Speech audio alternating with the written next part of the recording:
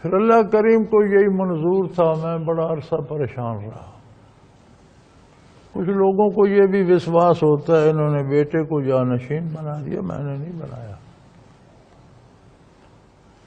جمعہ ہے، مبارک دن ہے، نبی کریم صلی اللہ علیہ وسلم کا منبر ہے، اللہ کی مسجد ہے، اللہ کا گھر ہے،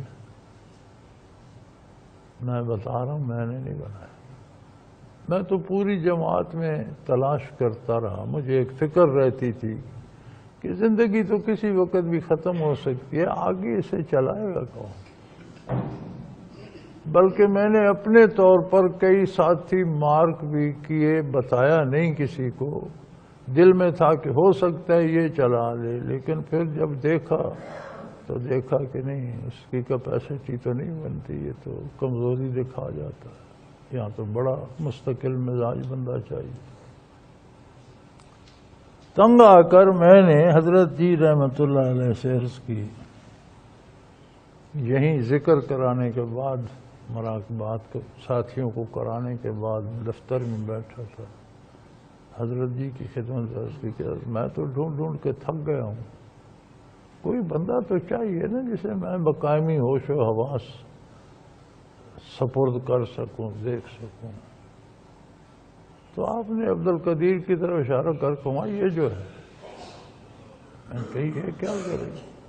وہ کرنے کے تم ذمہ دار ہو، وہ تو اللہ کا کام ہے جس سے کام لینا چاہے۔ تو اسے حضرت نے مقرر کیا، میں نے نہیں کیا۔ ظاہری دلیل بھی اس کی یہ ہے کہ مغرب کے کفرستانوں میں بھی اس سے فائدہ ہو رہا ہے، میں مقرر کرتا تو نہ ہوتا۔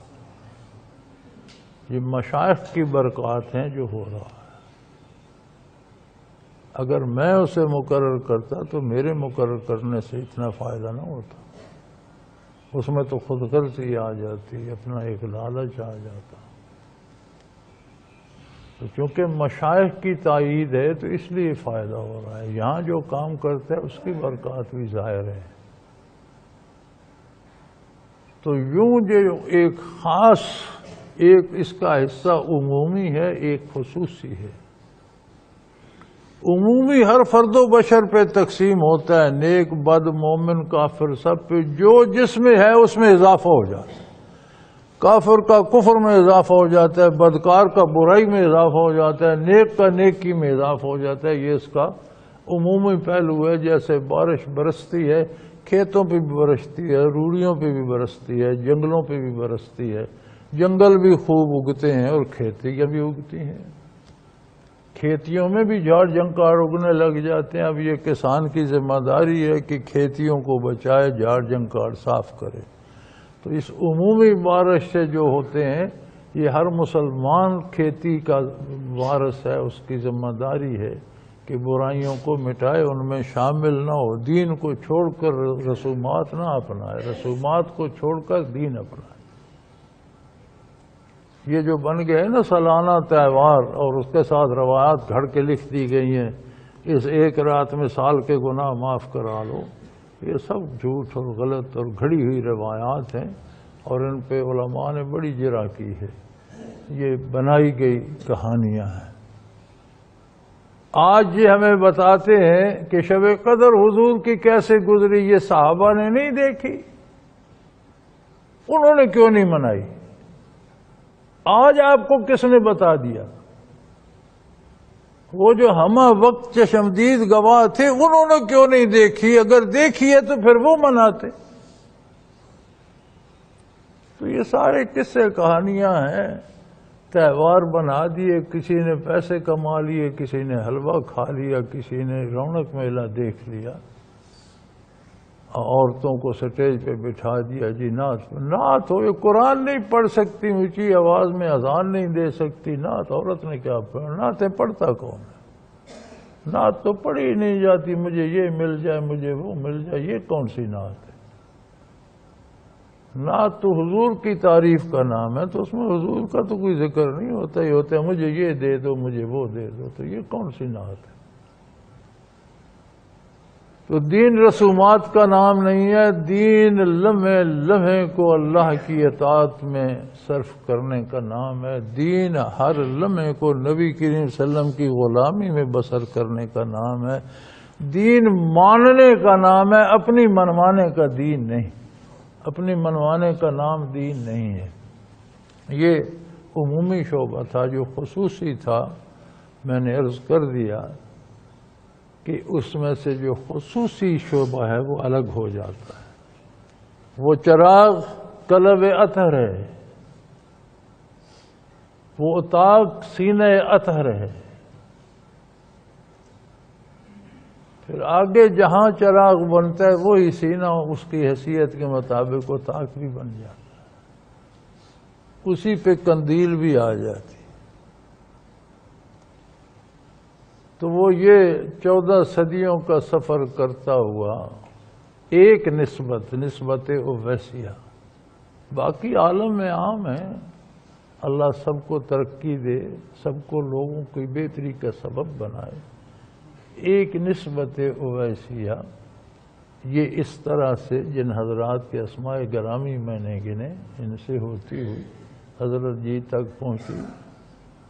آگے اللہ کریم نے مجھ خطا کار سے یہ ذمہ داری لینی تھی، اس کا کرم ہے، ان کا کرم تو ان کا کرم ہے، ان کے کرم کی بات نہ پوچھو۔ اس نے نواز دیا، وہ قبول فرمائے، خامیوں، کمزوریوں، کوتاہیوں، گناہوں کے باوجود اس نے عطا کر دیا، اپنی سی کوشش لگے ہوئے ہیں وہ قبول فرمائے، خطاؤں سے درگزر فرمائے، بھول چوک معاف کرے، محنت قبول کرے، اور آگے وہی چراغ عبد القدیر کے سینے میں روشن ہے۔ آگے کہاں ہوگا یہ میرا مسئلہ نہیں ہے، یہ اس کا مسئلہ ہے، جب اس کی باری آئے گی تو سوچتا رہے گا، ہم پرائے بارے میں کیوں سوچتے؟ اپنے پورے نہیں ہوتے، پرائی فکر کرنے کی کیا ضرورت ہے؟ جو اپنی ذمہ داری ہے وہاں تک فکر کو محدود رکھنا۔ ہمارے پتہ ہے مسائل کیا ہیں، وہ فلاں کیا کرے گا، فلاں کیا کرے گا، اپنا کسی کا مسئلہ ہی نہیں ہوتا، ادھر ادھر سوچ سوچ کر پریشان ہو۔ بھائی اپنا کام کرو، ہماری اپنی جہاں تک فکر تھی ہم نے کی، کوشش کی، حضرت نے وہ مصیبت حل کر دی، مسئلہ ہے، اب آگے کیا ہوگا اس کی ہمیں کیا ضرورت ہے؟ وہ آگے آئے گا وہ خود سوچتا رہے گا، اس کی باری آئے گی تو وہ دیکھ لے گا، ہمیں کیا؟ اپنی نوکری نبھ جائے، اپنی غلامی قبول ہو جائے، اپنی محنت کنارے لگ جائے، اس سے بڑی کیا بات ہے؟ اور یہ سلسلہ جب تک یہ عالم قائم ہے قائم رہے گا۔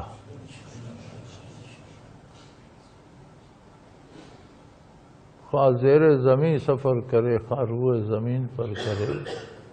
حضرت رحمت اللہ تعالی علیہ کی پیشگوئی مجھے یاد ہے، فرماتے تھے کہ جب امام مہدی مبعوث ہوں گے اور نزول عیسیٰ علیہ السلام ہوگا تو ہماری جماعت کے ساتھی ان کے ساتھ شریک ہوں گے، تب تک تو یہ جماعت انشاءاللہ جائے گی۔ اب اس کے آگے قیامت ہی ہے۔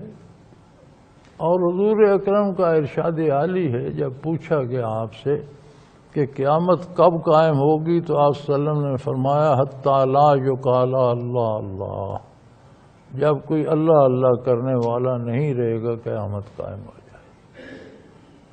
تو قرب قیامت تک تو انشاءاللہ جائیں گے، نصیب کی بات ہے، کون اس دریا سے سیراب ہوتا ہے، کون نامراد رہتا ہے، یہ اللہ کی تقسیم ہے، اپنا اپنا نصیب، اپنا اپنا خلوص، اپنا اپنا ارادہ، کون دل کا برتن سیدھا۔ بارش برس رہی ہے، اب برتن کسی نے الٹا رکھا ہوا ہے تو اسے بارش سے کیا فائدہ؟ کون دل کا پیالہ سیدھا رکھتا ہے، کون کتنے امارات، کون اس دامن کو بڑھایا بھی جا سکتا ہے۔ تو ہی ناداں چند کلیوں پر قناعت کر گیا، تو ہی ناداں چند کلیوں پر قناعت کر گیا، ورنہ گلشن میں علاج تنگی داماں بھی ہے۔ یہاں جب عطا کرتے ہیں تو دامن بھی بڑھا دیتے ہیں۔ ہمارا تو حال یہ ہے نا کہ ایک ساتھی کے بارے وہ جی مجھے تو مراقبات ہو گئے، میری روحانی بیعت بھی ہوگی، اب مجھے کیا چاہیے، میں محنت کیوں کروں؟